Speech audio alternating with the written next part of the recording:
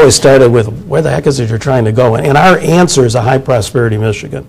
A Michigan with a per capita income consistently above the national average in both national expansions and contractions.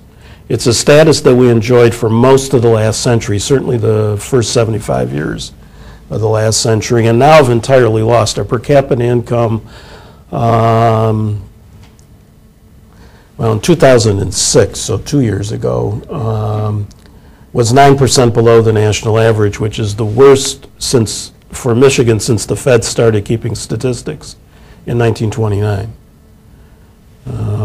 And obviously it's going to get lower. Now, that's not the normal answer to sort of, what do you want in a good economy? The normal answer is low unemployment or employment growth or something. It's sort of employment related, not income related. And I want to just give you an example of why we think sort of prosperity is the right metric, not employment.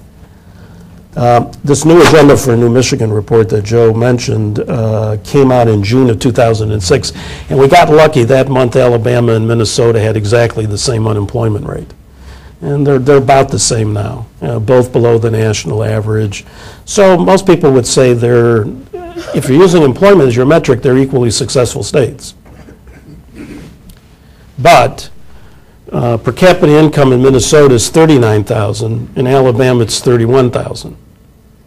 After this decade of collapse, Michigan's still at 33. The poverty rate in Minnesota is 9%. The poverty rate in Alabama is 17%. Once again, after this decade of decline, Michigan is at 13.